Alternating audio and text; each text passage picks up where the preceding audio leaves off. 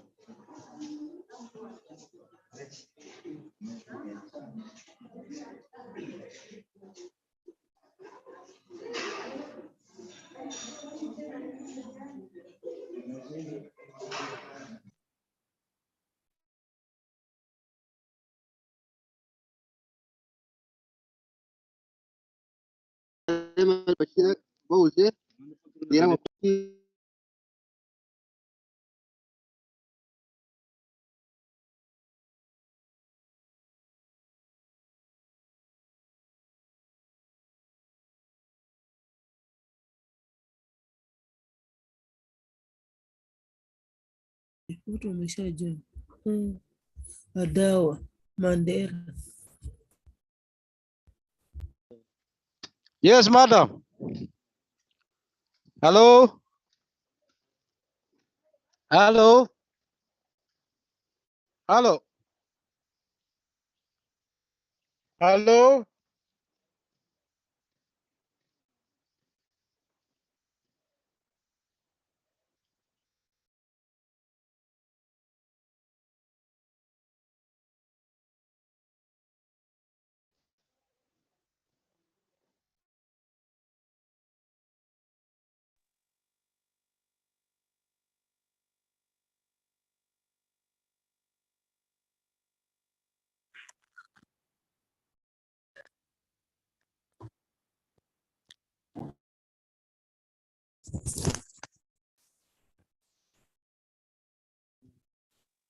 Have the meeting started? I cannot hear anything.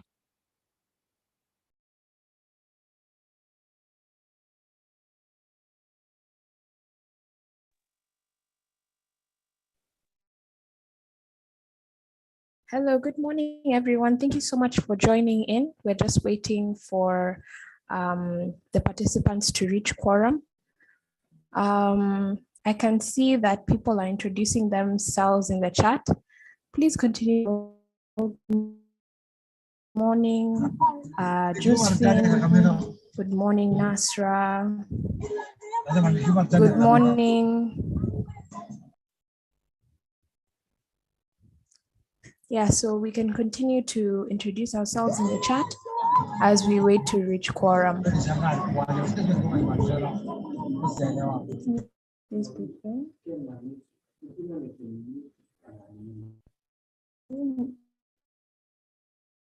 try and make it forward.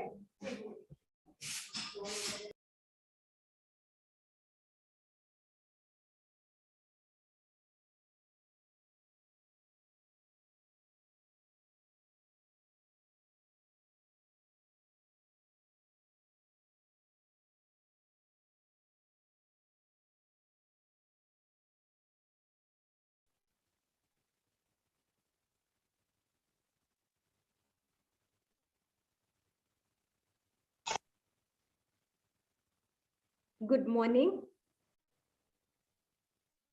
Hello, can you hear me? Good morning. Good morning, Jacinta. Yes, go ahead. Good morning. Thank you so much. Thanks. Now it's 5 minutes past 10. Can we begin, and then the rest of the team will join as we proceed? Is that fine? So that we keep time.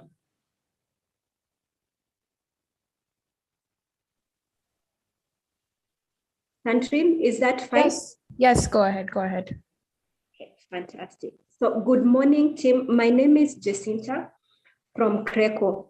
My work here today will basically be to introduce our Executive Director, Joshua, to give the opening remarks, and also to invite and introduce Sandrine, who will be our moderator today. Before we continue, I would also like to first acknowledge and give a very hearty thank you to, sorry for that, I lost my screen, 1 minute.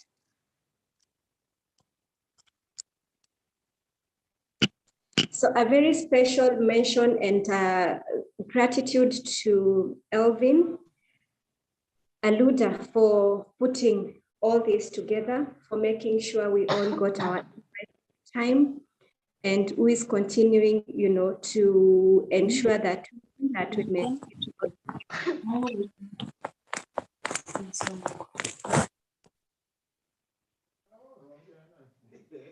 Thank you.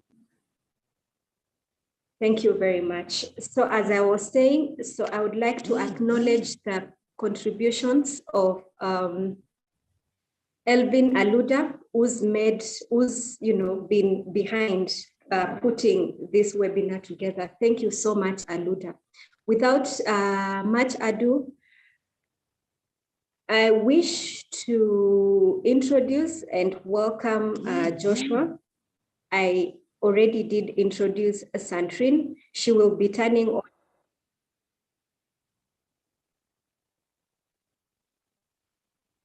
I already did introduce Sandrine, who will put on her mic when she comes on. Sandrine will very amply moderate this session today. So welcome, Joshua, Mr. Chankoni, who is the Executive Director at CRECO, to give your opening remarks. Okay, thank you very much, Jacinta, for those remarks that you've made and welcoming participants. I know I wanted to have Professor Karuti Kanyinga and Dr. Mutuma Rutere to join.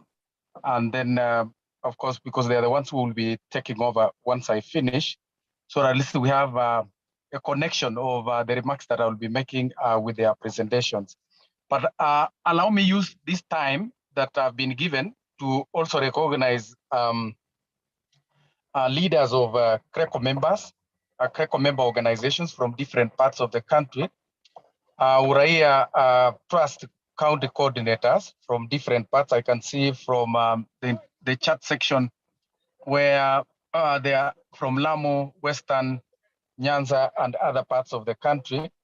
Then the Kenya National Interface Team, NEAT, I know representation is here.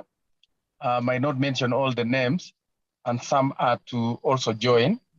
And then I can see Professor Karuti Kanyinga has joined, and I'm happy that he's here. Joined also with Dr. Mutuma Rutere. They are friends of CRECO. Friends of CRECO for many years, and CRECO enjoys the friendship with the South Consulting and the University of Nairobi. And so members of civil society also from different parts of the country, who may not necessarily be members of CRECO, but have found time to join us in this very important discussion. CRECO board members present and staff, all staff of CRECO who are here present. I may not mention each and everybody's name here, but as we continue having the discussion, we will be able to know who is in the room, because there will be an interactive session of question and answer. But let me begin my remarks by just asking all of us a question: that have you ever heard of people asking for you in a room where you are present and you are wondering why they are not seeing you, or they are not even feeling your presence? I think that is the current asking of civil society organizations in Kenya. I've been in forums where people ask that, where is civil society? They ask themselves such questions, or even make remarks that sometimes also are very annoying and sad, that civil society is dead, or civil society is evil society. A case for disinformation and misinformation, just for the work of civil society. But when you hear such kind of statements, and you look at all of us who are 29 in number currently in this forum or in this space that we're having a discussion, then you wonder, what is it that we are not doing as civil society to be felt? And I think Professor and Dr. Rutere will be unpacking through a survey which they did, and they will also be exposing to us the level of trust citizens of Kenya have on civil society as we head towards the general elections in Kenya.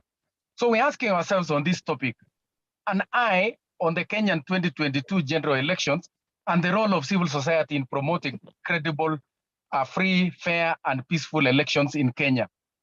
I know we participate in various forms where we are monitors of occurrence of violence during the elections period. We are also involved in elections observation in different parts, or even voter education and civic education. And all that are contributions towards making the elections free and fair, and even enabling Kenyans to conduct themselves in a peaceful manner as we go towards the elections. But as we ask ourselves these questions, why are we not failed? And that is why we would want to engage in a courageous conversation and even involve an authority from information that is from the ground, compiled through a political economy analysis that we are going to hear this morning.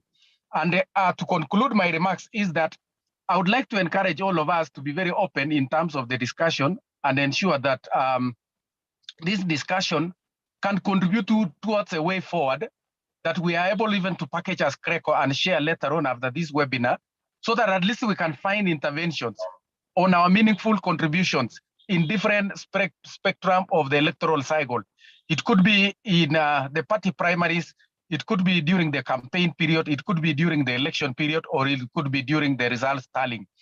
But as I wind up, there was a conversation which was triggered recently with these political alignments that we have in the country. Now we have about 85 political parties in our country.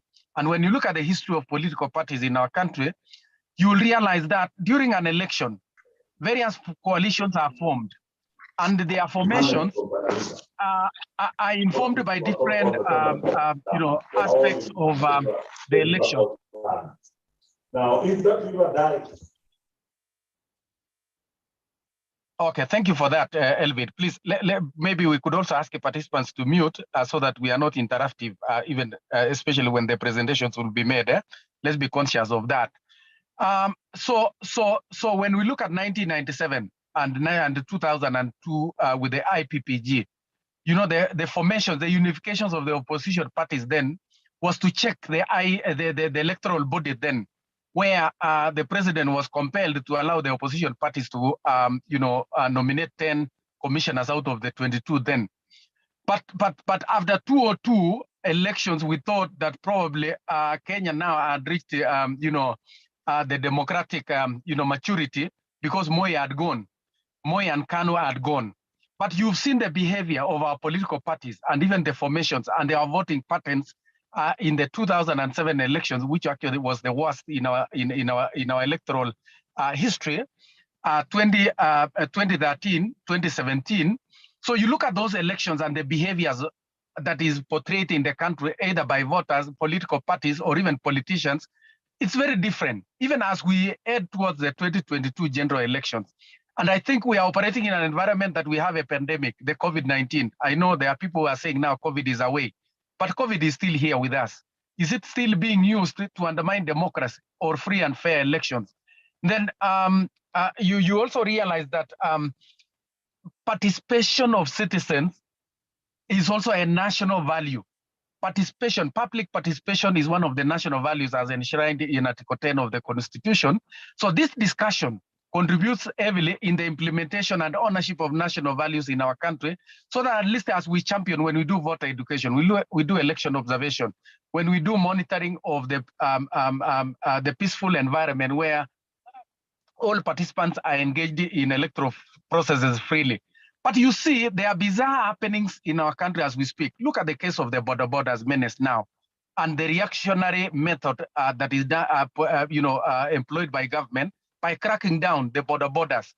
Look at the issues of cattle rustling that is emerging during an electoral period. Is the same response being applied to all these emerging issues that are affecting the country as we speak?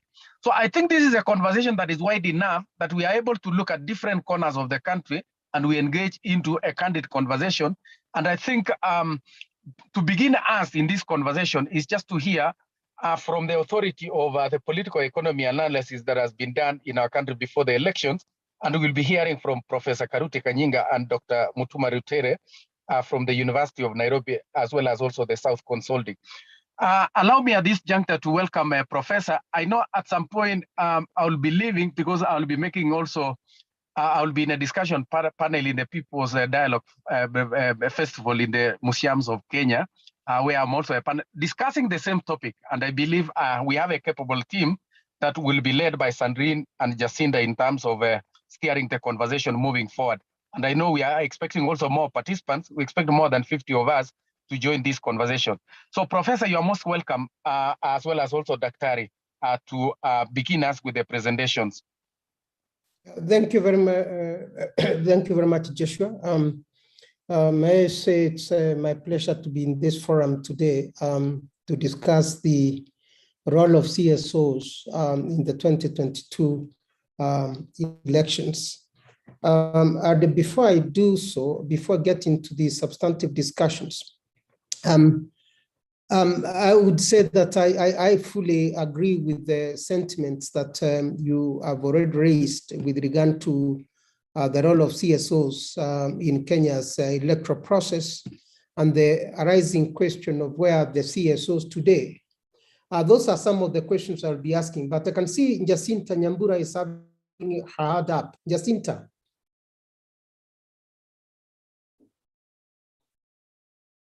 Jacinta is either greeting me with her hands up or she's unable to get her hand out of. I am sorry, I'm putting my hand down. Sorry.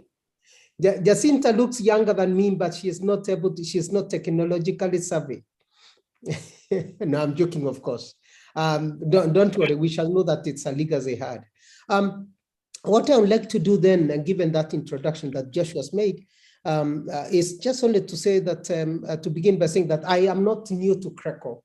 I am not new to different groups that are here. In fact, I'm one of the founder members of CRECO, if I can say that publicly, because we formed the CRECO way back in the late 2000, when we were beginning the National Civic Education Program. We evolved 4 consortia groups, that is CRECO, SEDMAC, and also the Kenya Women Political Alliance that was splitting with the Kenya Women Political Alliance. Don't ask me why they split, because those reasons are still with us today. They were not generational. They were something else I will not name here. And then we had the ECJP, comprising the NCCK member churches and the Catholic Church. So there was a very united front in late 2000 and early 2001 to have a formidable base for civic and voter education in this country. A very strong alliance, a very strong movement was created. And from then onward, civic education has never been the same again. There was a very, they can say, comprehensive approach to civic education in this country. Very comprehensive approach to voter education that almost all the countries in the region, Rwanda, Uganda, and Tanzania, all of them copied that particular approach to civic and voter education because of the benefits that are so coming. And I think from then onwards, Kenya has become a pace setter. Kenya's CSOs became a pace setter in provision of civic and voter education. Whether that is the case today or not is a subject I'll be touching in this discussion. But before I get into the discussion, maybe there is a need to ask ourselves, what is this 2022 elections about? Joshua or anyone else, please, you'll be monitoring the chats on the chat box and then alerting me on any that you want me to reply to. Aluda, please take that responsibility.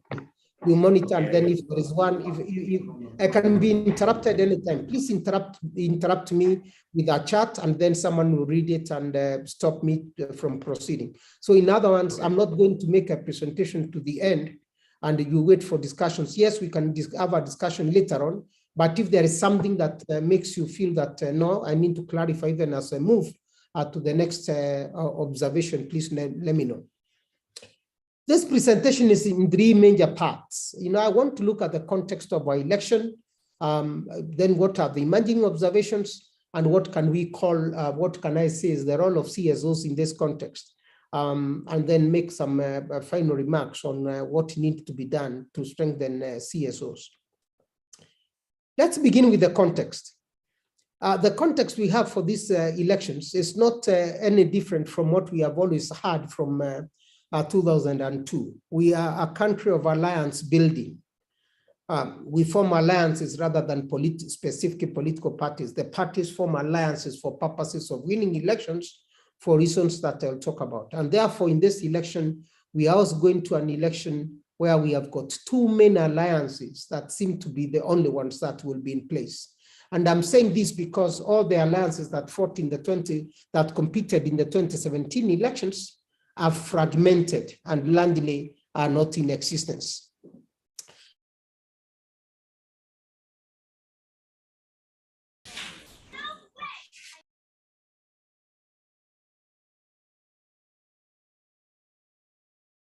His former rival, who is the ODM leader, and the president's own deputy is having his own movement. That's a big observation to watch.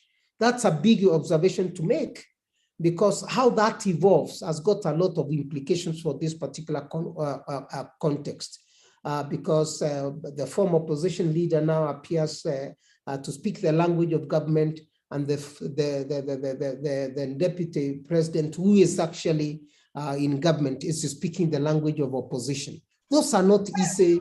Those are not simple things in an election process. They have serious implications for the electoral context, which I'll come to later on. The second thing to mention here is that we have new. Is someone asking me to stop or something? I don't know. The second thing to, please mute your mics. But Aluda, you know, you can mute people's mics from where you are actually.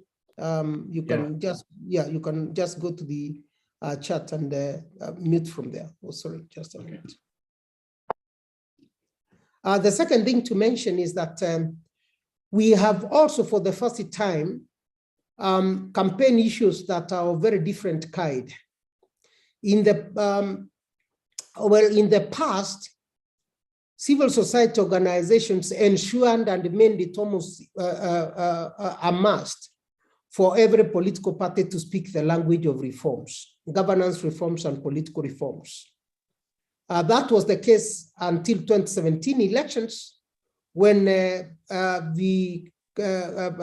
two parties that were contesting were not very, they did not have a very central language of governance and political reforms. What we have today are issues of unemployment, high cost of living, and those kind of issues that are generally economic. We have even had issues of economically, I mean, the debts, public debts that we owe the West, and so many other issues. So for the first time, we are going to an election where the language of reforms, the language of political reforms, the language of comprehensive implementation of the Constitution has not been a very visible language in campaign platforms. The third thing to mention is that we are moving to the 2022 elections, where confidence in institutions and the electoral process is slightly lower than what used to obtain in 2017 and the previous period. I forgot to put a slide on confidence in public institutions from way back in 2008, when I started monitoring how people's views on electoral institutions looks like. I have got that slide that if there is need, I think I can fish it out and make a presentation on it. But the point really to make is when you look at confidence in institutions, one can say that religious leaders are the most trusted institution in this country. And I'm mentioning this because religious leaders have been, trust in religious leaders has remained high for about 4 or 5 elections consecutively. It has never gone down, followed by traditional media, print, TV, and the rest. For the first time, we started looking at also the role of civil society and the people's confidence in it. And I can say that with confidence now, we are able to say that people have got a lot of confidence in civil society organizations themselves. In fact, I've seen this number rising from about 55% way back in 2012 to date at 68%.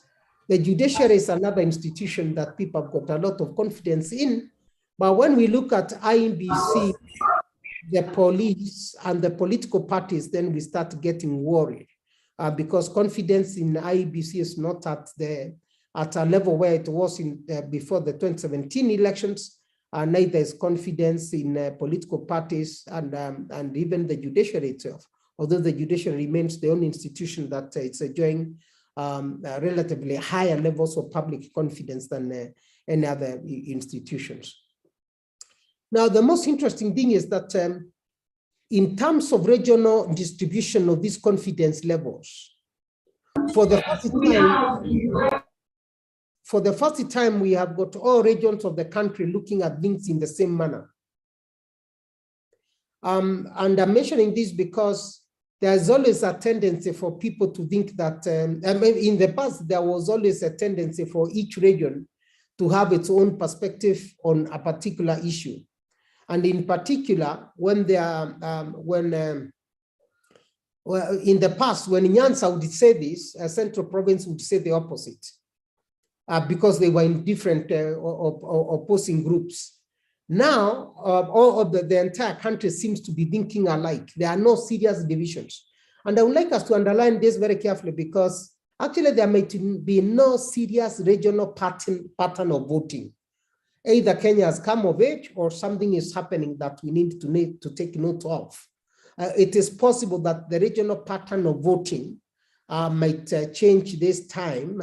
Even if it's not going to change radically, we are going to see a major shift from what we are used to, where one region will vote for one particular candidate overwhelmingly, and another region would do so. I don't deny the fact that presidential candidates and the regions where we'll come from will remain traditional strongholds, but other regions will be mixed. And given the observations that we are having today, other regions will be very mixed, actually. Now, we wanted also to find out whether people trust the electoral process. You know, there has been even a talk of people saying that there is a deep state, there is the government is not trusted. The people can, whoever wins may not be announced or something like that. But I think when we look at the views from citizens, they are far from that. And I think we need to start underlining that in this election, it's not going to be different from any other, and therefore, hence the need for civil society organizations to become much more vigilant than before. Even when it comes to issues of violence, again, not many people in the country think that violence would be triggered by these elections.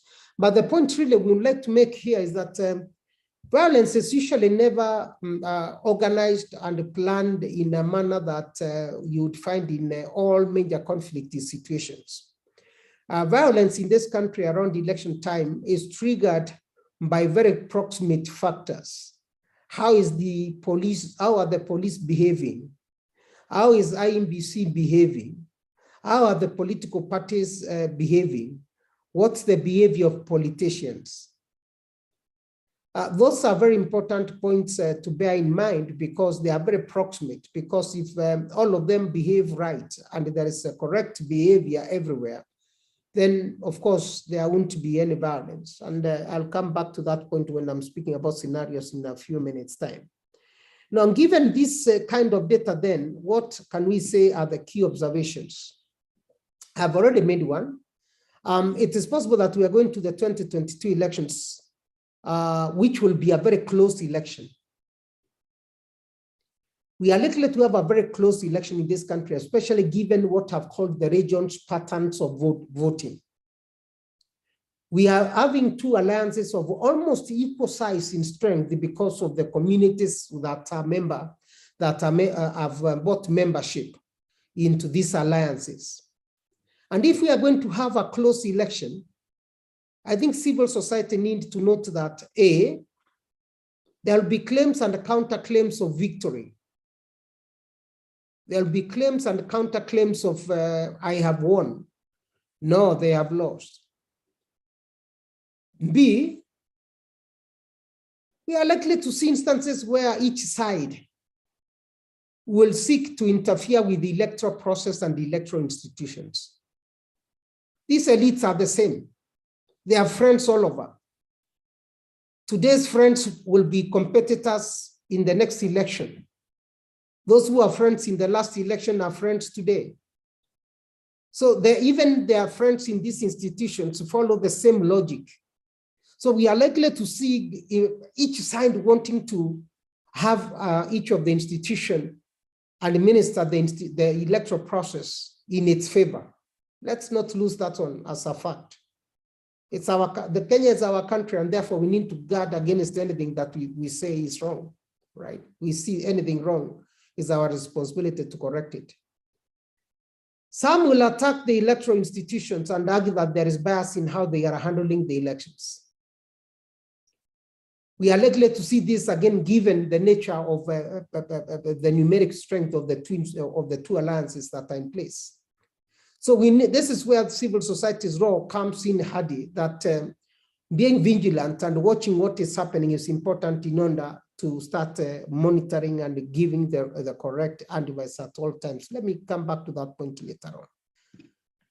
The second observation to make about these two numeric equally big political parties is that we should also start anticipating what will happen after the elections. I've already said that these parties will have strength across the country.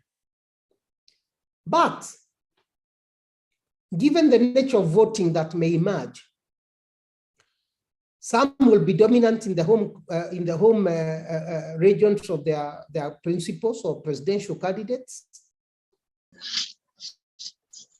and others will be having presence elsewhere. But there will be smaller parties.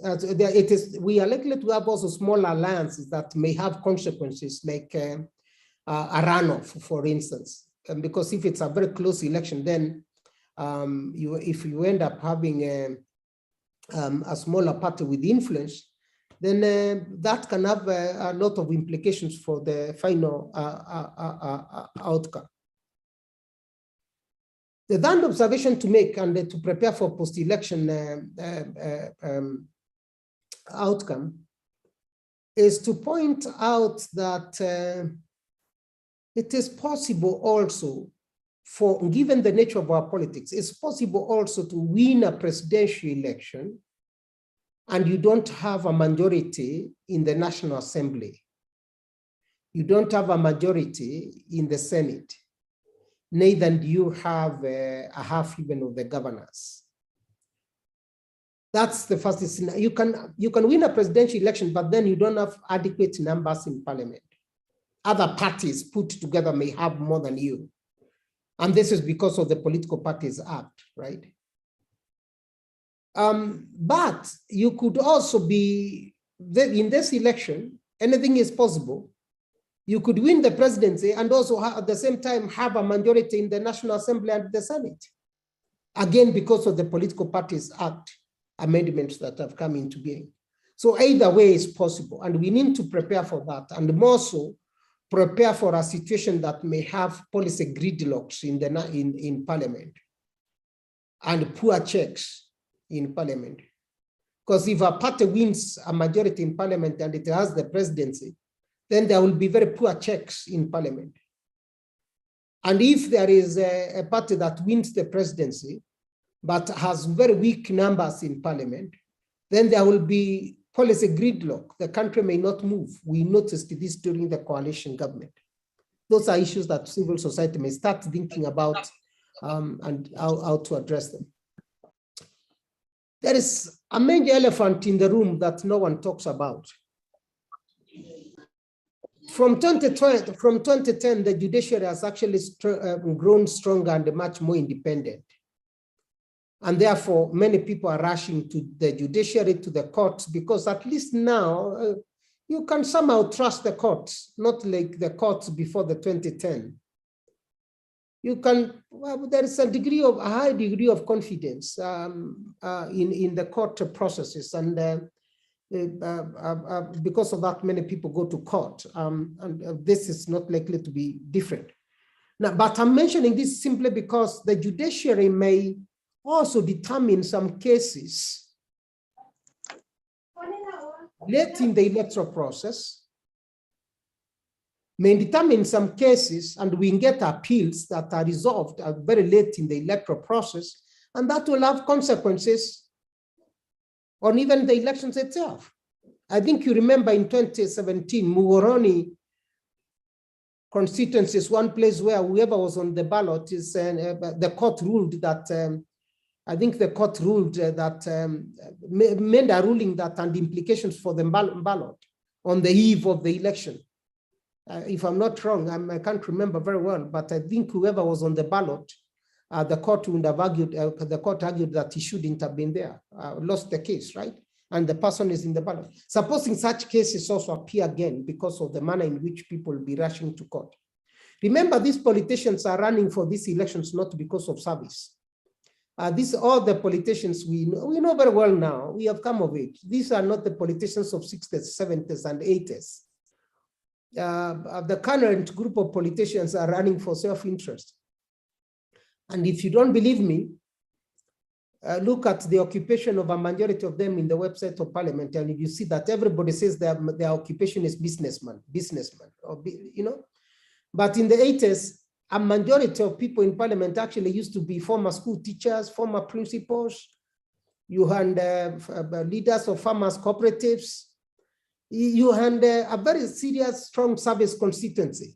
Then in the 1990s, we started having increased number of lawyers in Parliament. And this was simply because of the issues that the country was grappling with, constitutional reform issues. So the number of lawyers increased, but again, the number of teachers, religious leaders, the number of representatives of farm organizations. In fact, in the 80s, if you were up in the 80s and 90s, in some constituencies, the more poor you were, the more likelihood that you would be voted, because people were looking for someone to serve. Now, the studies that we have done on cost of politics in this country, the more money you have, the more likely you are likely to win, actually. I mean, to compete in an election. And the more that money, it doesn't have, and I'm talking about whether it's a position of MCA or parliamentary, name it. It doesn't matter, right? In fact, the more your wealth is not explainable, the sources of your wealth are not explainable, the more you run for office. The more you run for MCA, name it, Senate, name it, And that's besides the point. So given that, what scenarios should you be preparing for? We can have a best case scenario. If we look at the strength of institutions and confidence in the electoral process and the behavior of politicians, we can say that we can have 3 scenarios to work with. We can have a best case scenario where things work flawlessly. IBC is very well prepared. The judiciary is very well prepared. The police are not biased.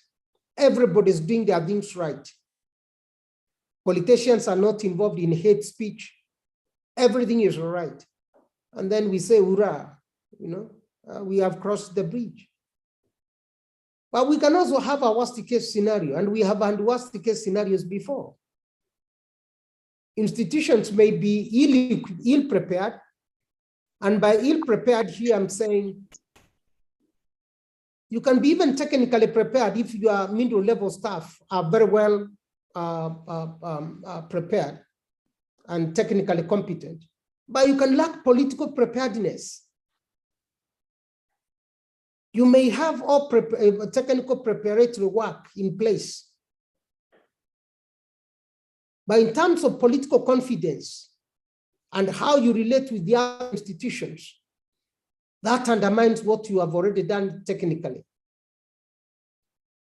So we are saying here that we can have INDC that doesn't have technical and political capacity, or is prepared politically but not technically, or is prepared technically but not politically. We can have a judiciary that causes delays in determining cases. We can have cases where politicians use hate speech and start antagonizing their communities. We can have cases where politicians use a language that is very divisive, especially when it comes to the fallout of the Jubilee Alliance, How the 2 principles in Jubilee campaign and mobilize political support will matter a lot. And that needs to be monitored by those CSOs that are interested in cementing peace. But we can also have a status quo scenario, which we are all used to, where some institutions are well prepared, others are not. IBC logistics are very well done, and technology does not fail.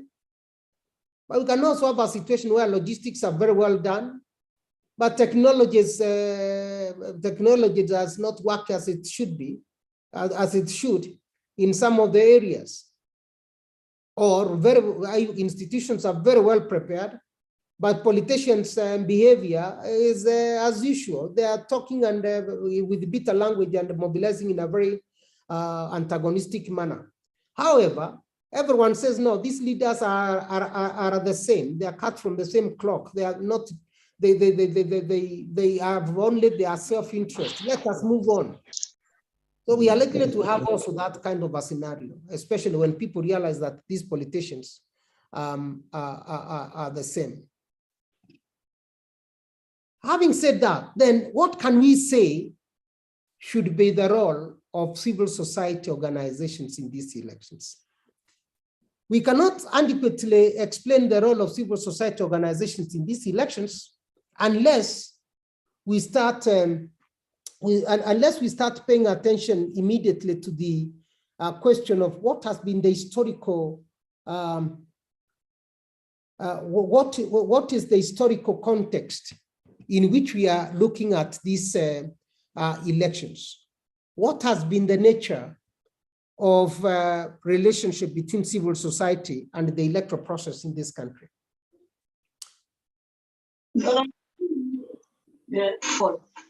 Yes, Beth.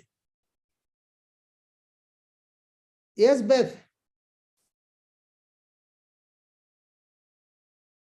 Beth in cover. Yes, Beth. What can I do? What can I say?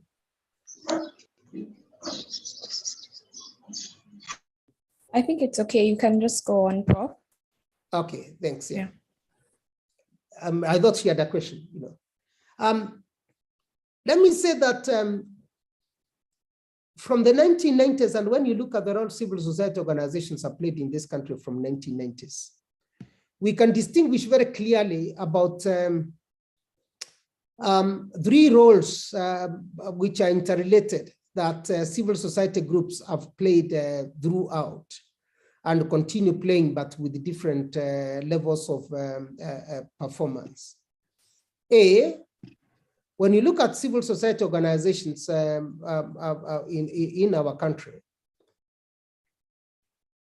they have been very central in introducing governance and political reforms.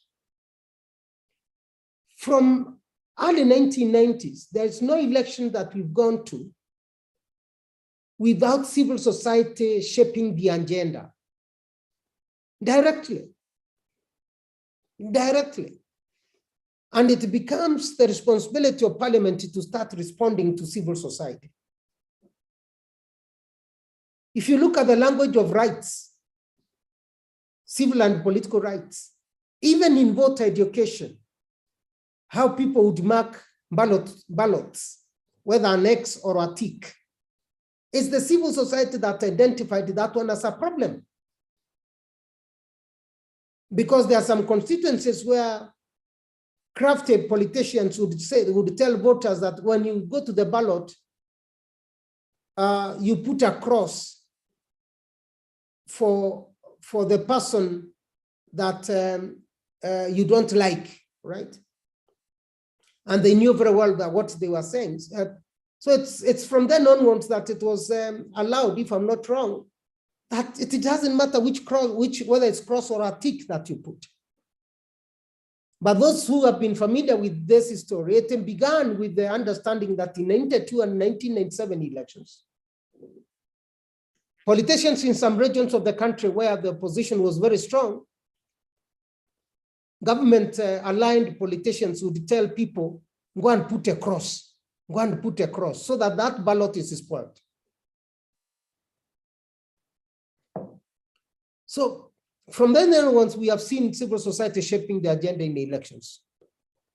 And don't forget that even the 2002 alliances that were put in place were informed and shaped by civil society discussions.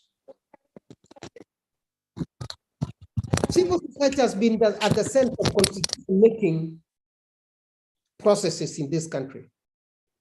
And this actually began with a very simple idea by the Kenya Human Rights Commission in 1993, after the vote, the land clashes, where Kenya Human Rights Commission decided to say, let's have a constitution on the Kenya we want. So they produced a model constitution that was very strong on even the question of land rights and question on civil and question of basic rights, right? And from then onwards, Citizens Coalition for Constitutional Reform was born, for constitutional change was born, the 4 Cs. And things have never been the same. So the civil society from then onwards have been actually the guardians of the constitutional reform process. But is that the case today? Do we hear civil society even talking about implementation or non-implementation of the constitution? Yes, we have had instances of civil society going to the courts to protect the constitution in many ways. But is that enough? Do we have a movement that protects and defends rights, as had been the case in the past, or do we have a fatigue? Let me move to a more substantive question, and that's the question of strengthening the electoral process. I began by pointing out increasing role and increasing attention given to the civil society in civic education. But during elections, where we find the strength of civil societies in voter education and voter information, IEBC, donors, and everyone else has been working in partnership, with the civil society to provide voter information at all times. And the reason for this is simply because civil society organizations have got grassroots networks, working with CBOs everywhere, in every corner of the country. You can reach people more than anything else. But of course, we have known that politicians come with political education later on, and sometimes wash away the gains that have been made. But we know very well that voter education and information has been very central, especially the face-to-face ones. But at this time where we can say that technology has changed, COVID-19 has changed everything we do, where are we with voter education and information? How much are we using our social media platforms to provide voter education and information? How much have we penetrated the local FM and local TV, community-based TV stations and radio stations to provide voter education and information? The last 2 issues are connected. We have had CSOs very strong on election observation and monitoring in this country, and for many, many years. And I think the point which I should make here is that voter education and monitoring began very early, with civil society playing the role of production of materials and educating communities. That was the first instance of civic education, production of materials and educating communities. But when it came to voter observation and monitoring, the most systematic, coherent election monitoring began with the National Election Monitoring Unit of NEMU by IED in the 90s. By early 2002, we had the Kenyan Domestic Observation Project that also upped the game now from where NEMU had done. And this kind of also distributed domestic observers to every polling station. That was the advantage of KDOP. NEMU did not go to every polling station because it didn't have the capacity to do so.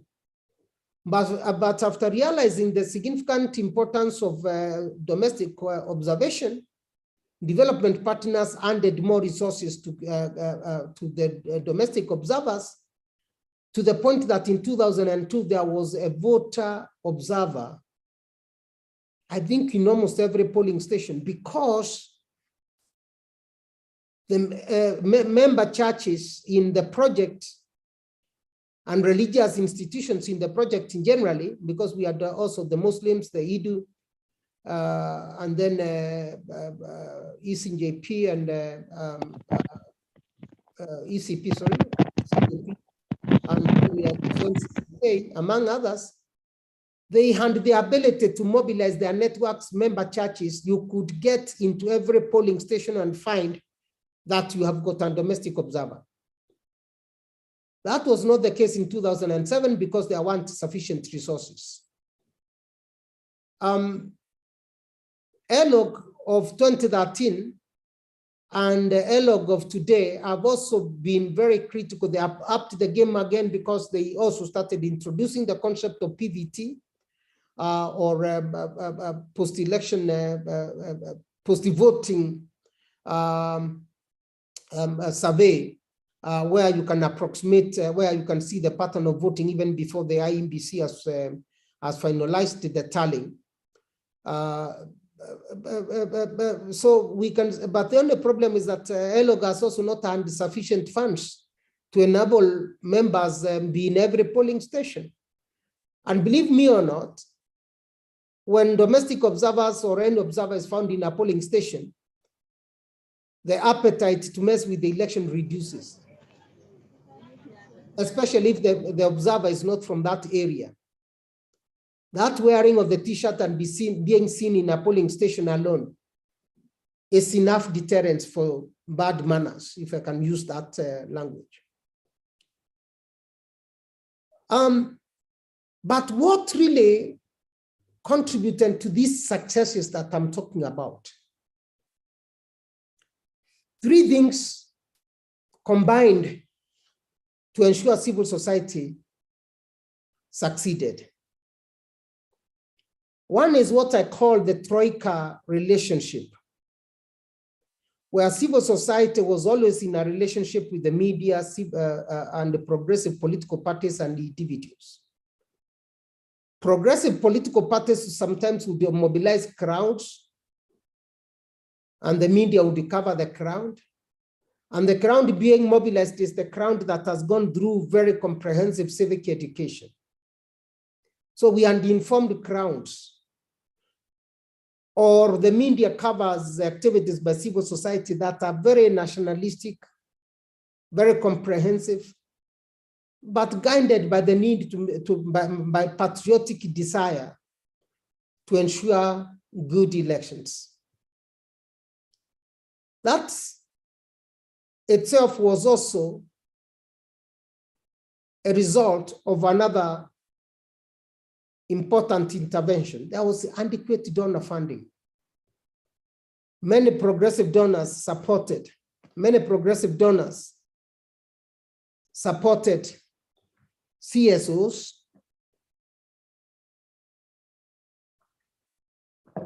which ended up making CSOs very visible at the time of elections and after elections. But there was another reason why CSOs were very visible also. Especially during the Kano days, the government was very opposed to civil society, and therefore the more the government became opposed and resisted civil society interventions, the more the CSOs and the media became visible in that space.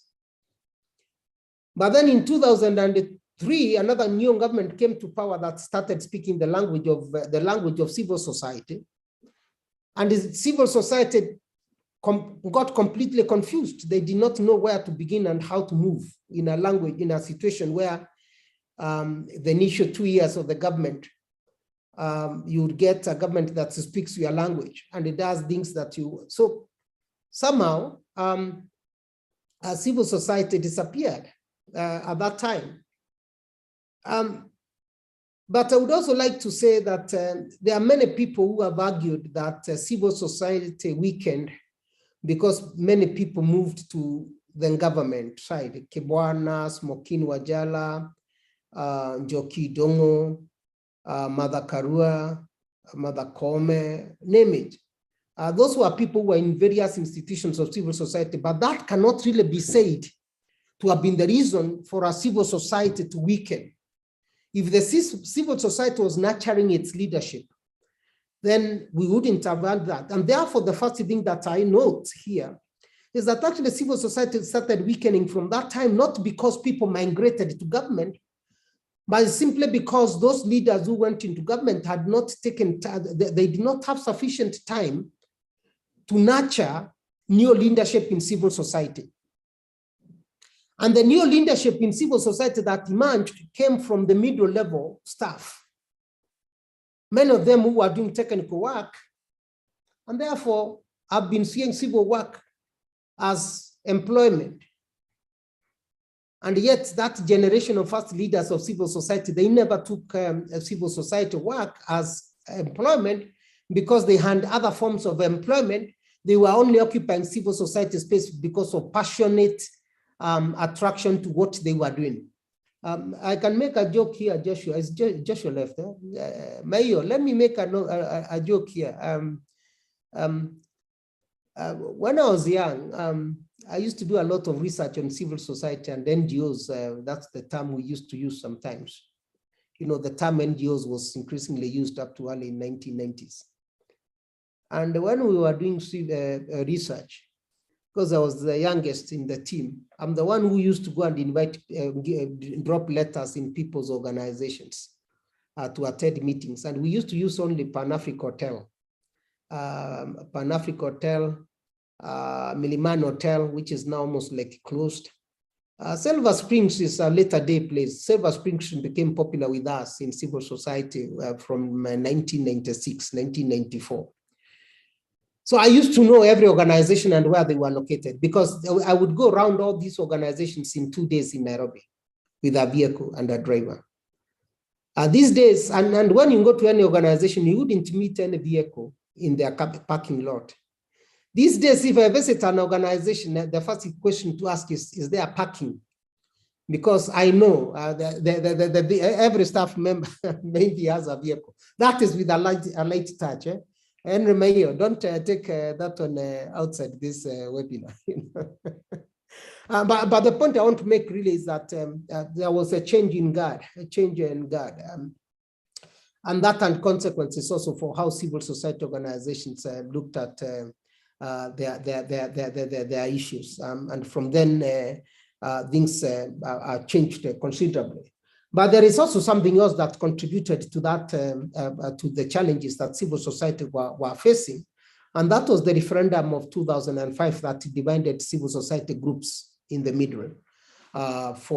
Because of ethnic-based politics, people are polarized along ethnic lines rather than along reform lines. Remember the point I made earlier, initially civil society have never been divided along the language of reforms. There was always an understanding of that this is the reform we want, this is the reform we want. But in 2005, during the constitution making process, the government at the time penetrated civil society and divided them and polarized them, if I can say that, and things have never been the same again.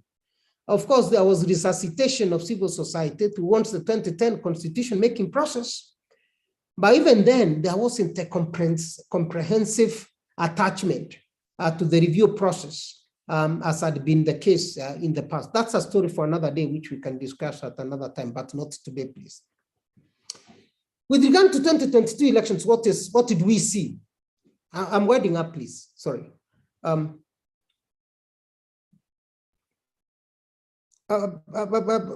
am I doing in terms of time? Hello, Prof, you okay? Okay, Go yes. ahead. Yeah, I have a meeting at 12 o'clock on the physical, so I am worried about this as well. No What is it that we see today with regard to 2012 elections? What is missing? From where I see it, civil society is missing in action.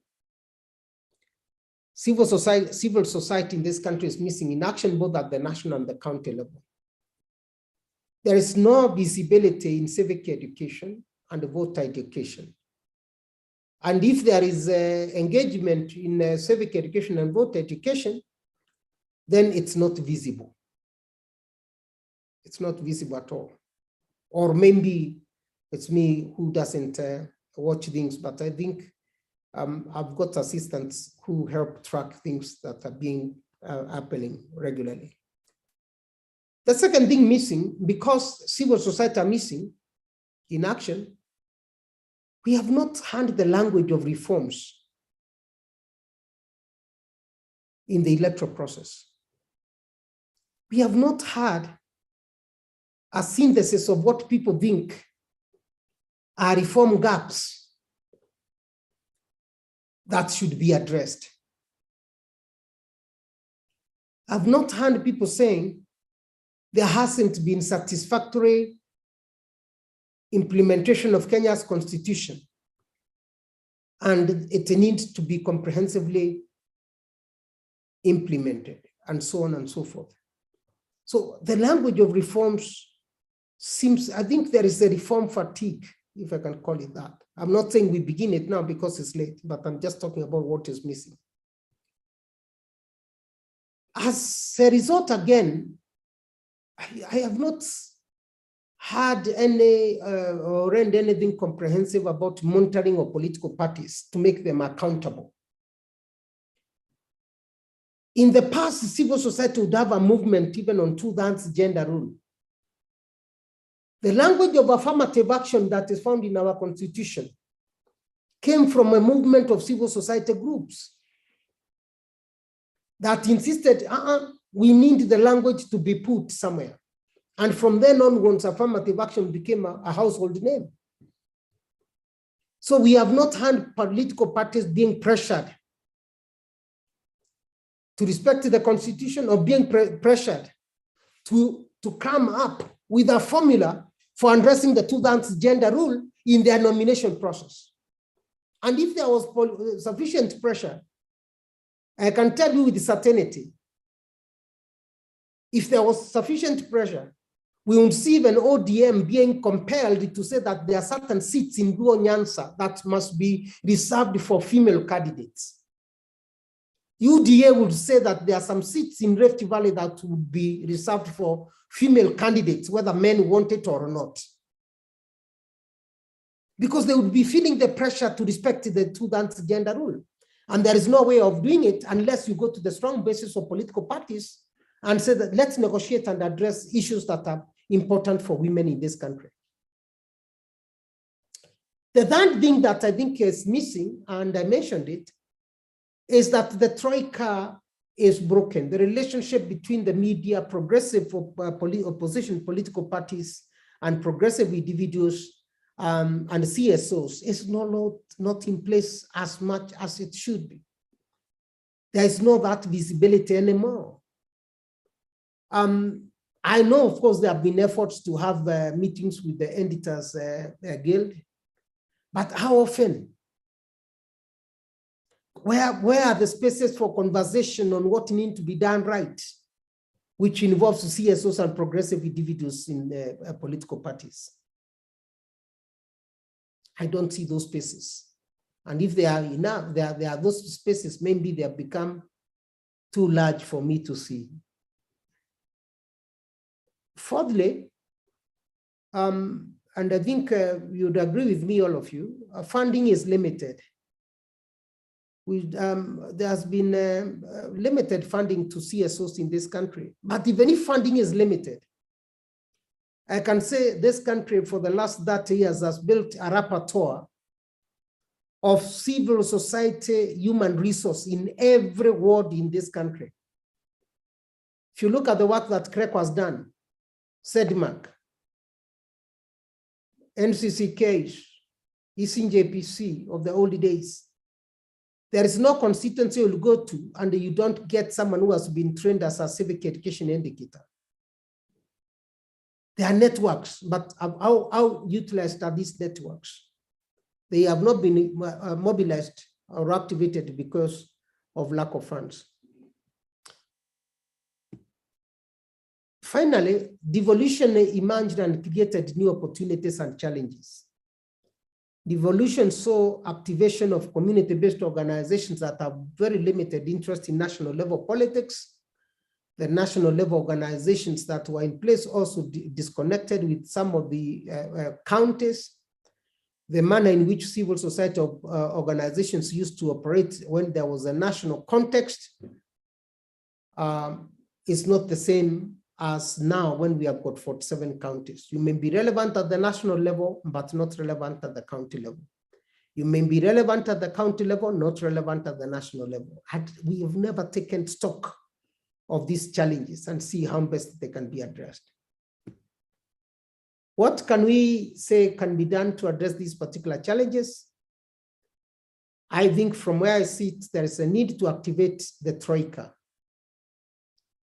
I think during this campaign period, let's look for ways and means of saying, let's have a formidable relationship with civil society group, with the media. A very comprehensive relationship with the progressive politicians, if there are any. I don't know. But even as we do this, of course, I know progressive politicians are in short supply because of the comments I made earlier, and I'm very serious in terms of the in terms of the comments I made earlier. The occupation of many politicians these days is business. We have a new kid on the block that we need to see how best to use, and that's social media. I think we need to be crafty in how we use social media, try to see whether we can have a relationship that can actually strengthen the work that civil society does. The second thing to mention here is that there is a need to strengthen relationship with the electoral institutions. There is a need to find out how to strengthen relationship with the IMBC, strengthen relationship with the police, relationship with the judiciary, name it, identify electoral institutions that we need to strengthen dialogue, coordination, collaboration. You can provide advisory support. You can exchange ideas and information, name it, the sky's the limit in terms of, and you can correct them. If they are going wrong, you can correct them. They can also correct you. And then we need to strengthen the relationship with development partners and international agencies in general, especially agencies that are involved in the electoral process, for purposes of exchanging ideas and information. And moreover, they can leverage where we cannot, and we can also leverage where they cannot. So that network is required, and that relationship is required. Let me stop there and say thank you very much, colleagues. Unfortunately, I will be leaving in the next 15 minutes, but I'm ready to take questions. Thank you. Okay, thank you so much, Prof. Karuti, for that amazing presentation. Because we know that you are in quite a hurry because you have another meeting to attend to, allow me to just go through a few housekeeping things, and then we will get into the questions that have been coming up on the chat box, and we'll also allow for other people to raise their hand and ask questions. So just a few things. Kindly ensure that you have registered through the Google form link that has been sent through the chat, and Elvin will be sharing it again right now. Also, we are live on YouTube, and so I've shared that link if you would like to share to your various networks. So just to go into the questions that have come up during the meeting, I want to start off with this question from Triza. Prof, she says that CSOs have for the past elections come in as observers and monitors, yet we still have had cries of rigging and violence.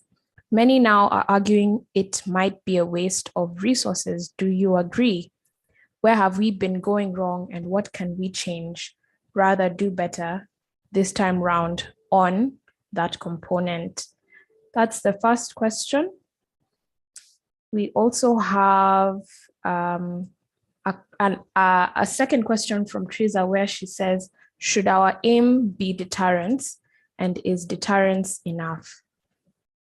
Yes, and then there's also another comment on voter education and the need to have voter education so that people in the rural areas can know the importance of elections and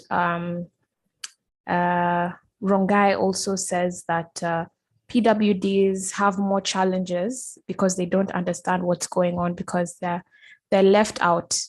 And so how do we tackle that issue? Also, Janet says there are no spaces for the CSOs in the society at all.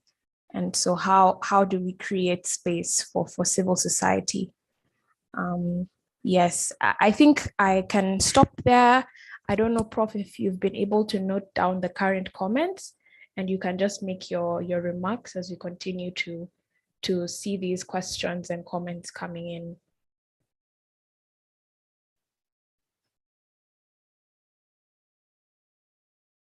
You can unmute yourself. Let me ask you. Karibu sana, Prof.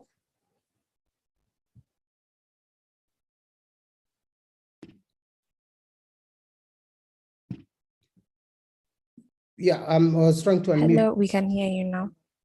Yes, I was trying to unmute. You know, democracy is work in progress. Democracy will always remain work in progress, and that's why vigilance is a must every day. So the crying of rigging, the crying of violence, those are not issues to make civil society give up. All the more why civil society organizations can intensify their actions to make elections credible, free, and fair. All the more reasons why civil society need to intensify their actions to make sure that people do not fight during elections. And as I said, it's a waste of time to fight in an election where these elites behave the same and they are cut from the same cloth. But do the ordinary people see it that way? No, they don't see it that way because there is expectation that Mtuwetu culture will deliver something. But all the more reason why we need to say we need to be vigilant all the time. Who would have expected America to do what Trump supporters did on January 6th last year, but one, where they stormed Capitol Hill, you know? Who would have expected that to happen? In America, after 200 years of democracy, it has never happened. So we have seen reversals of democracy everywhere in the world, in very many places of the world. That makes me think that we need to also say, yes, politicians behave alike everywhere in the world. And the best thing to do is to build resilience on our side and to become much more vigilant. And that can only be done, vigilance is only done and strengthened when we intensify interventions in civic and voter education and information. And when we create spaces where citizens can have dialogue on the country they want. Believe me or not, we have retarded as a country. We have retarded as a country in matters political violence and in matters violence. There are studies that have shown that close to 49% of Kenyans, almost a half, have witnessed one form of violence or the other. And close to almost a similar number of women have experienced it at a personal level. The goons we saw on borders the other day beating a young girl, it's a common occurrence in many places and it's not reported. We have retarded as a country. And we have retarded as a country for reasons that maybe we need all of us to put our minds together and ask, how do we go back to the drawing board? Integrity levels have gone down. We are no longer a country that is envisaged under Chapter 5 on leadership and integrity and leadership of our Constitution. Integrity levels have gone down. We are no longer held by moral values as a country. People have become much more individualistic and self-interest is the driving motive in all spaces. So even citizens themselves have undermined provisions of leadership and integrity. It's not politicians alone who behave in bad manners that we see. Go to cooperative societies, go to schools. Maybe after the elections, we need to start asking what role can civil society play to put back the society on a track of integrity. Because yes, deterrence is not enough. Deterrence is not enough because our values have weakened. We are driven now by negative values, if there is any such word. Honesty, the culture of honesty, doing things right even when no one is watching you. Because that's what we call integrity and honesty.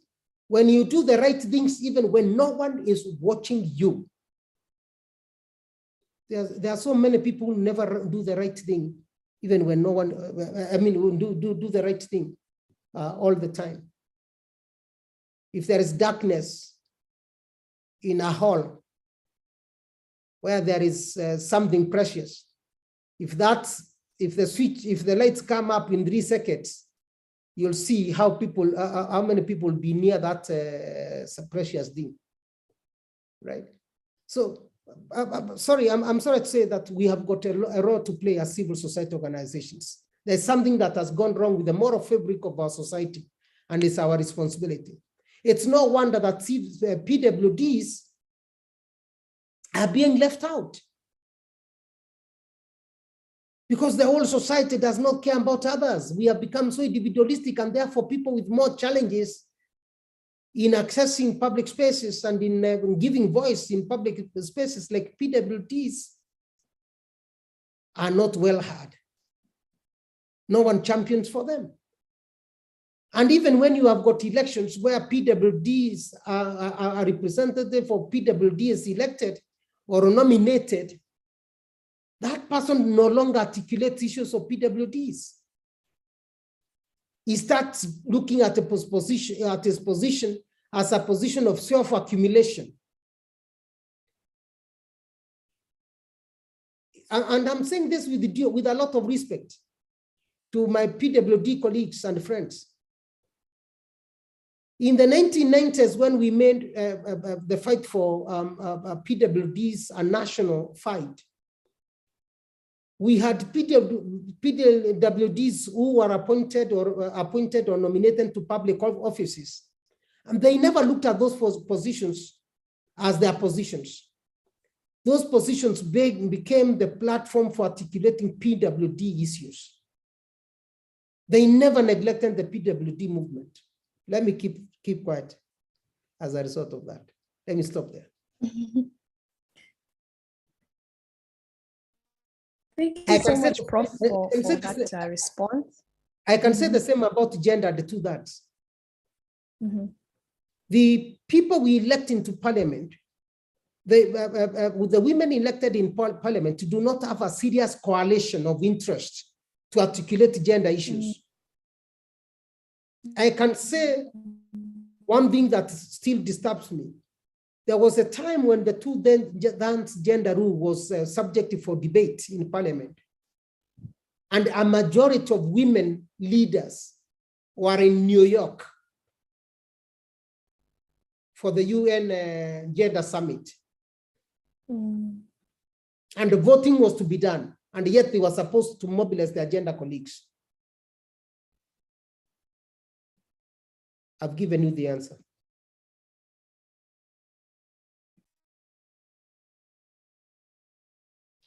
Thank you so much, Prof, for that response. Janet, we'll get to you. Let me just read the few comments that are in the chat. I see Abansi says, I agree civil society need to develop a formidable relationship with the media in order to educate citizens and counter disinformation and misinformation. But we also know that media owners have their own interests, and getting information that CSOs consider critical may not be a priority for them. So how do we handle this situation?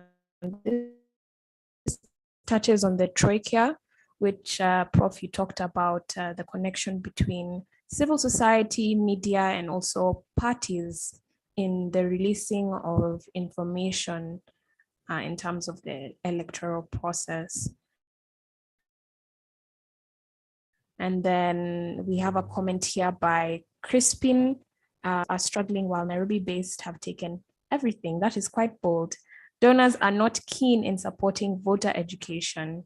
Okay. And then we also have a comment from Erickson about the minorities. The LGBTQ community is really not actively participating in the election process.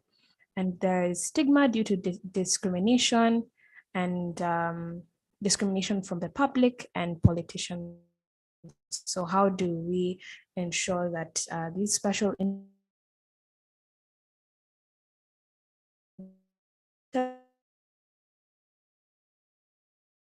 for, and how do we as a civil society groups, as well as ensuring that donors are supporting voter education, and ensuring that we look at the media owners that have their own interests.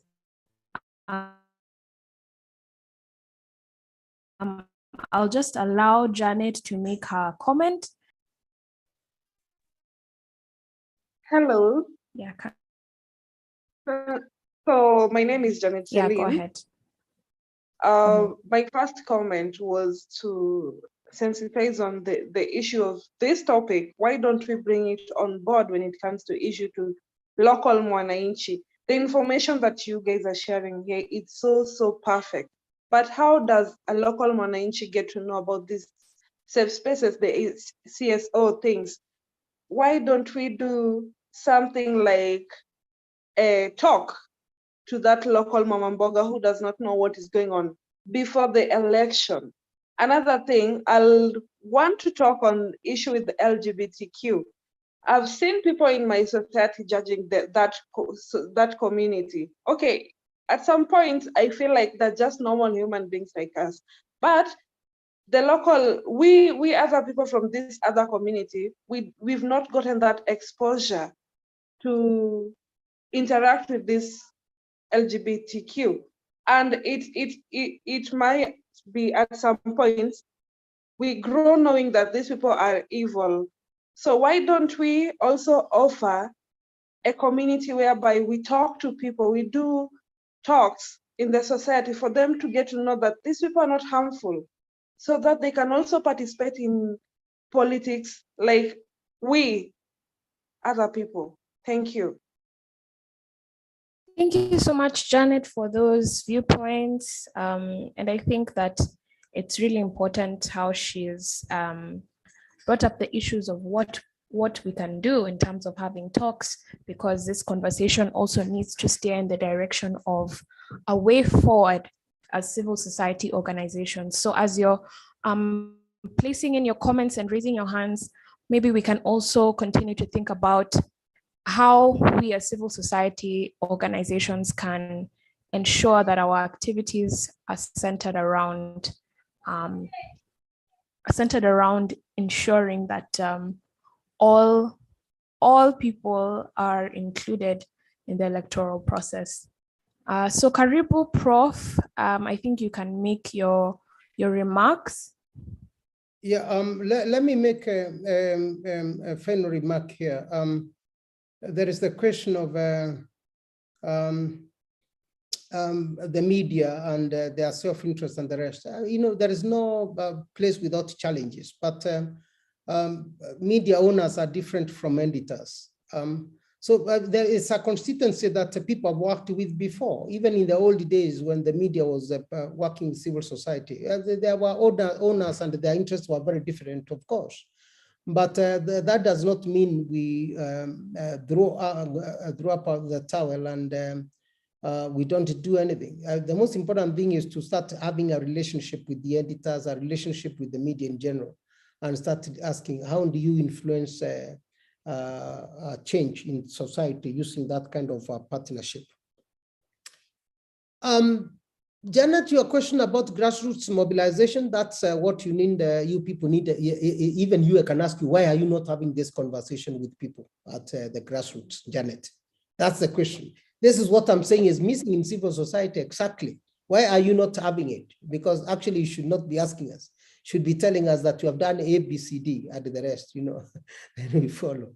That is with a light touch, Janet. Sorry, please don't feel upset about me. I was making it with a light touch, but it's that relationship that I was saying is missing in these kind of discussions that we need to have in the counties.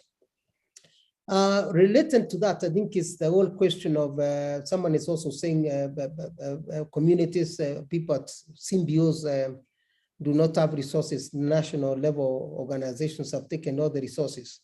To that person, I can tell her that him or her that there are no resources even for the big organizations in Nairobi. Resources are very limited, but the symbios at the local level have got even a better place because they can impact on change without having a lot of resources, because you are based at the local level. You don't have rent to pay. You don't bother about rent, of course. But again, that's with a light touch. In other words, I'm saying we start paying attention to where we are and the kind of relationship that we can have with the communities and starting having change at that particular level. Please let me stop there and start preparing to leave for my meeting. Thank you. Thank you so much, Prof. Karuti, for joining in on the meeting, and thank you so much for giving us those great insights. Maybe we can put our videos on and give him a round of applause. And Aluda, you can take a screenshot. We can just give a round of applause from wherever we are, because that was great. Okay. Okay, thank you very much. Thank you. Thank you so much. All right. Without further ado, I think we're going to maybe end up hand it over to. I'm going to hand it over to my colleague, Jacinta, who will take us through the close.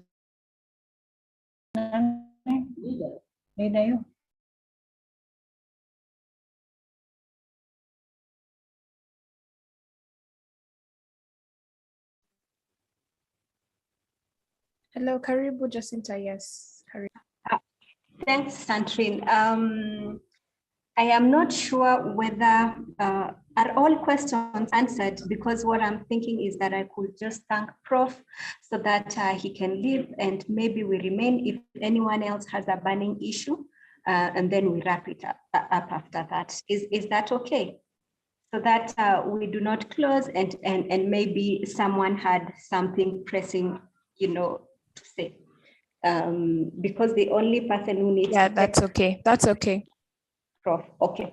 So Prof, thank you so much. I mean, that was deep and profound, from the history of the CSOs to what worked then, what is missing now, and what we can do moving forward. That was very comprehensive, well covered. Kudos. We are very, very grateful. Thanks for your time, and we wish you the very best in your next meeting. And yeah, thanks for loving this country as you do, because it's only people like you and us that in partnership, we are going to change the narrative and build a better Kenya.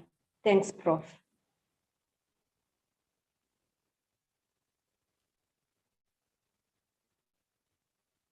And so as the Prof leaves, I would like to ask the members, the team logged in right now, if there's anyone who has a pressing thing that they need, to say, any questions, clarifications, we could always answer even after this webinar, because we like to say we don't do these webinars just to tick a box. We are very interested in your input and in your feedback, because remember, the role of the CSOs is to give the society a voice.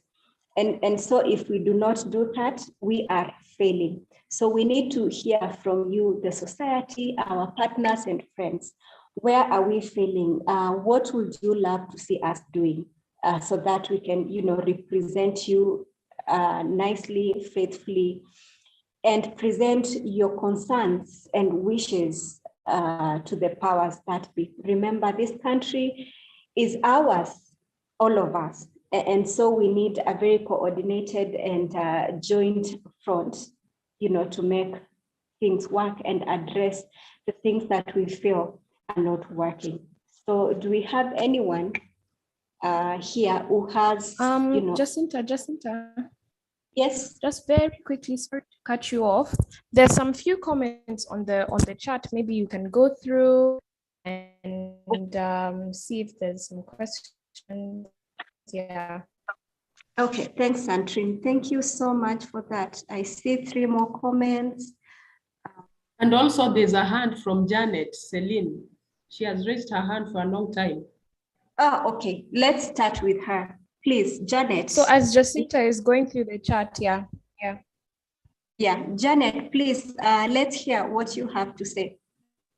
Okay, just to reply on issue with Two-Third Gender Campaign, I am from Women Empowerment Link program. We empower women so much. And I'm amongst those people who collected signatures back in 2020 and 2019, just for us to be part of the talk in the parliament. But the issue out here is that we women, personally, we are the people who do not support that gender campaign rule. And it fails us a lot that when we put you there to go and talk for us as a women rep, MP, and you're a lady and you're not working, it's so unfair. So when it comes to this Two-Third Gender campaign, you see that it takes too much time for it to be talked about in parliament, because wale wanawake wenye wako pale, they don't think it's right. If they can't go there and fight for free spaces inside there, what are they doing there? We still go for men who will support us. People come and say that, oh, they're supporting because they sleep with these women. But why don't we see the other picture of it? Why don't we picture it in another capacity, that these men are here to fight for us more than we women fight for ourselves? Because we women don't think that mimi nikiwa kwa hii space, I need another woman to come in here and fit in. Kuna ile wivu iko pale. So in as much as we are still collecting these signatures, women are the people who are failing us. We need to support each other. Thank you. Thank you very much. We hear you, and yes, we agree. There's even a narrative that says that a lot of women in the parliament, they are just flower girls, because we cannot see a bill that they passed recently, or even like real time, standing up for ills that like happen real time. We hear, kids have been violated. A lady was beaten the other day. I was expecting by now to have seen, for example, women leaders walking the streets of Nairobi demanding, that this country is made safe for women everywhere, because it's not business as usual. If you do not feel okay, I mean, going home or going to the market because you do not know. You're breaking up a lot. The town madmen are. So yeah, and I would say that as CSOs, we need to, put on a jointed front, to demand for more from our women leaders, so that, we don't work so hard working for affirmative action just to put them in there and for them to do nothing for the society and the people, who fought so hard to put them, in those positions of privilege and, a platform for them to be able to speak for the women in this country. So thank you so much. Before we go to the chat, do we have anyone else who has something to say?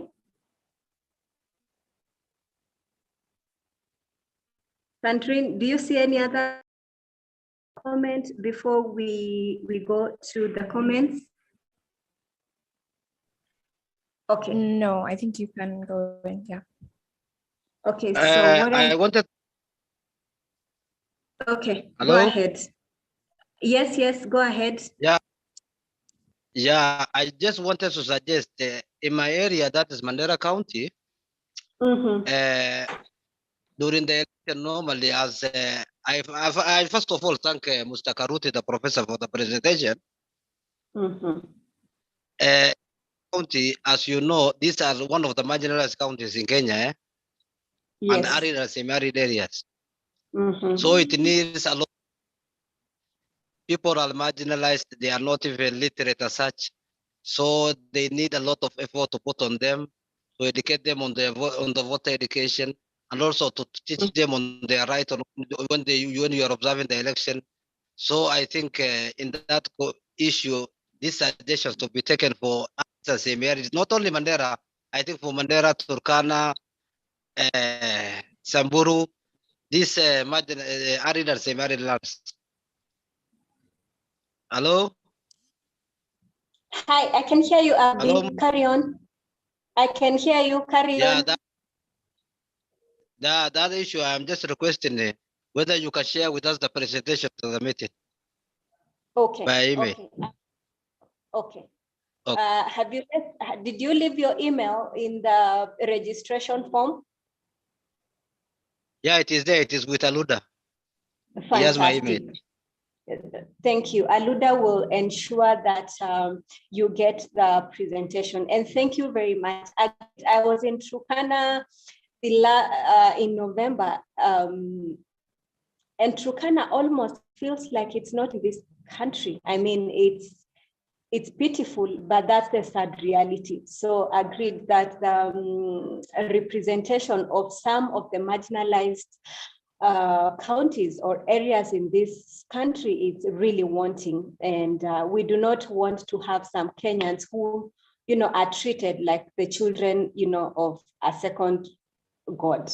I mean, our national anthem says that plenty can be found within, our borders. And the borders, they are for all, God's children in Kenya. And so resources and good governance should reach every Kenyan everywhere, no matter how far they are from, the capital. So yes, Abdi, you raise very important concerns, and we take note of that. Thank you very much. So there's another hand raise. Okay. There's one more hand raise. So go ahead, Charles. Yeah, my name is Charles Masangira, Uraia, Kajiado County. And I have two issues just to mention here. The first one is that I think as civil society organizations, we are supposed to be to look at the gains that we have and the positive aspects that we currently live and have, because as much as we are saying that we are no longer very much visible, we have a few salient issues or positives we are doing. And this one needs to be looked at and possibly enhanced so that we can have civic education and our people can be well informed so that we have an informed citizenry. So that's my first way of looking at it. What are the positives that we can talk of, that we can say this organization and that organization are doing, and that we can come together and partner and work on to ensure that things are working well. Then my other interest is just to thank Professor for bringing out a very elaborate explanation on where we are and how we want to move on up to the electioneering period. I think we have a very big task, and we need to come together as CSOs to ensure that this works. Thank you. Thank you, Charles. Thank you so much.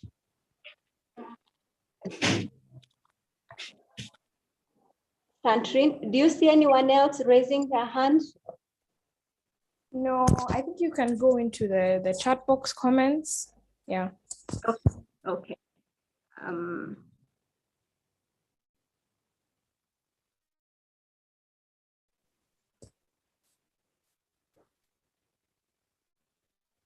So what do I see here? I see Prof. Asante Sana.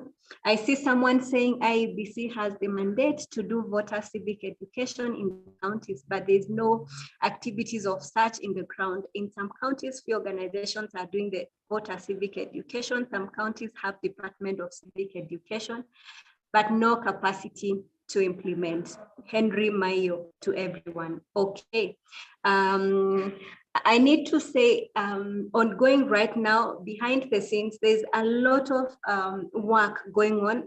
The CSOs are working very hard to engage, the IEBC on the voter civic education, and also on the perception that the public, has on IEBC, so that IEBC can engage the public more, even have, town halls, so that people feel that IEBC is prepared and, and be able to raise any concerns they have when we still have time, so that the elections are not only deemed to be credible and fair, but they actually are, in every sense of the word.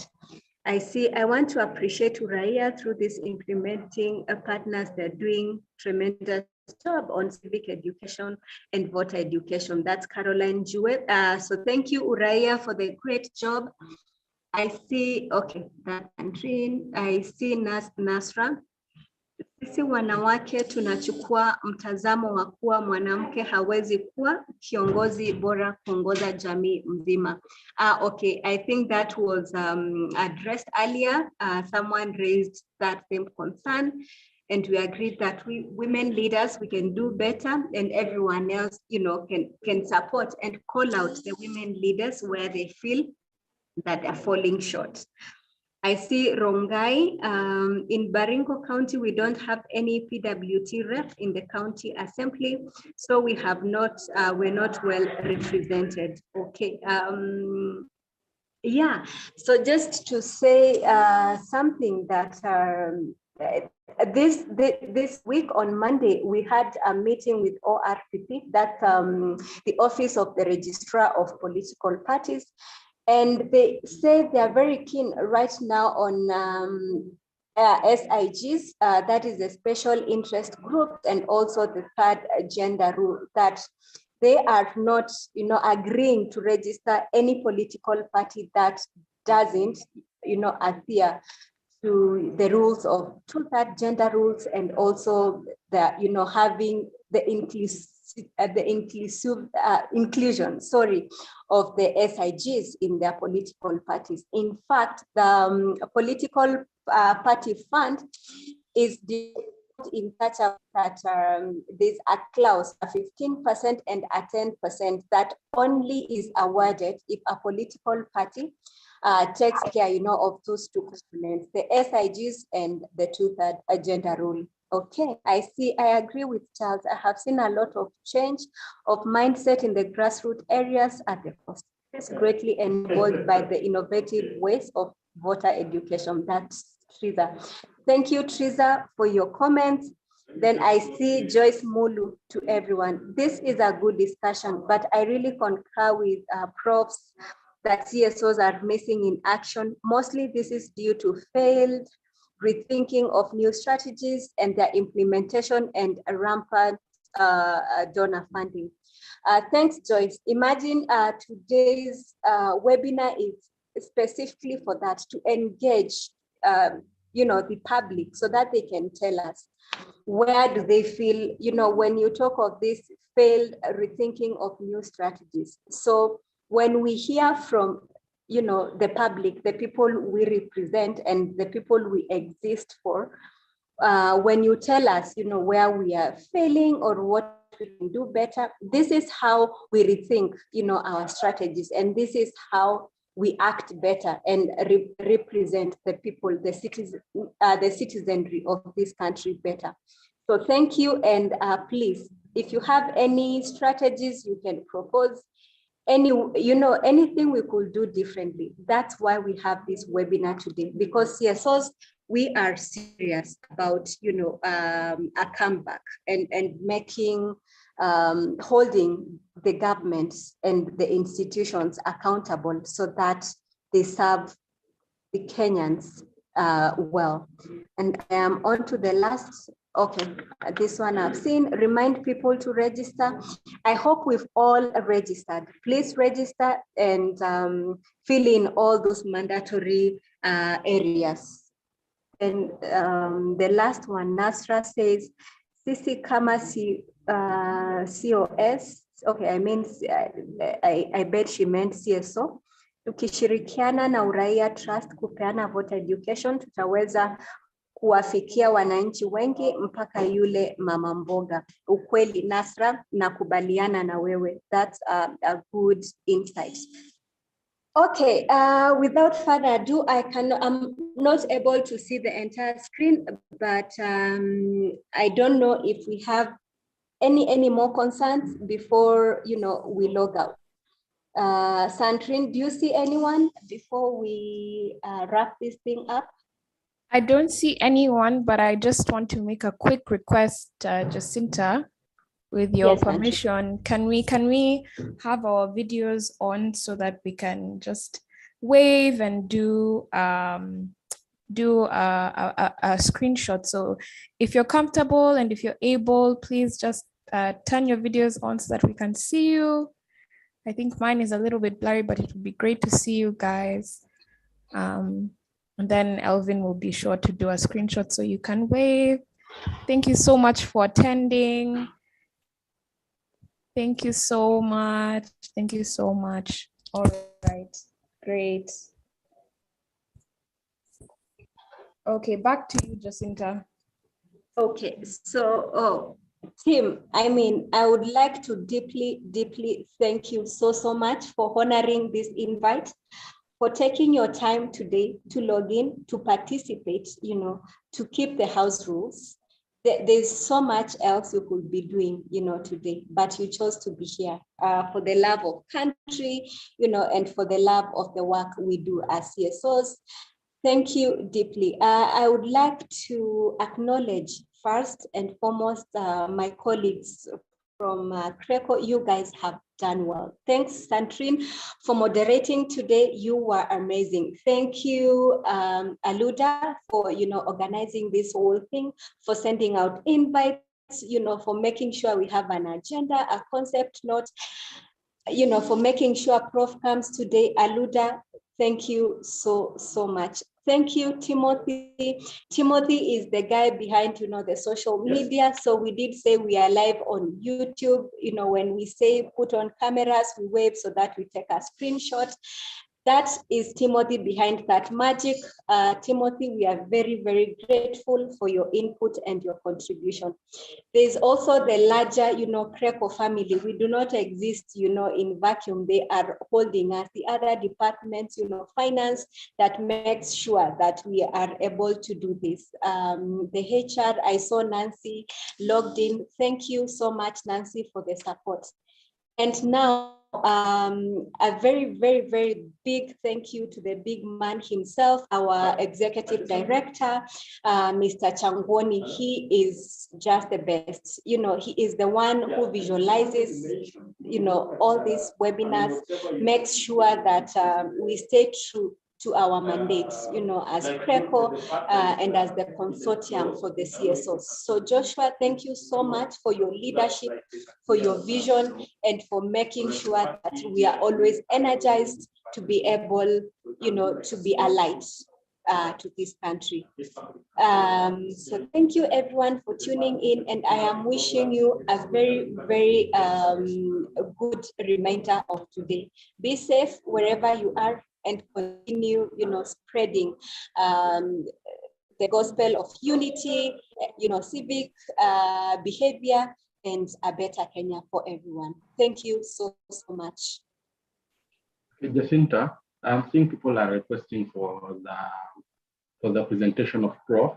So long as you have registered and put your email on the registration form, we shall receive the report of this webinar and also the presentation that Professor has just made. Fantastic. Yes, so that's in order. If you registered, and that's why we kept on saying register, leave your email addresses. So today's happenings will be emailed to you for your future reference and for sharing forward. Thank you.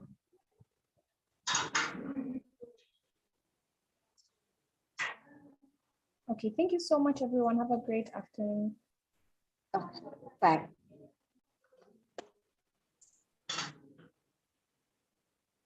Actually, don't close with prayer. Oh, or we are not, we are non-religious.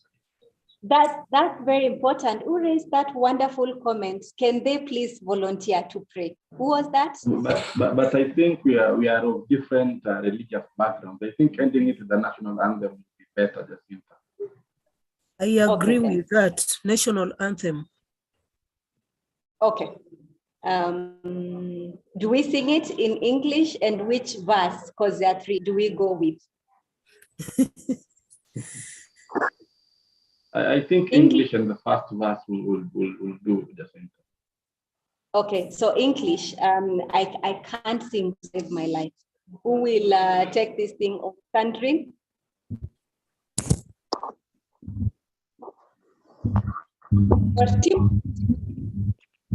Can you know that, oh God of all creation, will follow from hatutakuacha ukiimba peke yako. Someone start. Let me volunteer.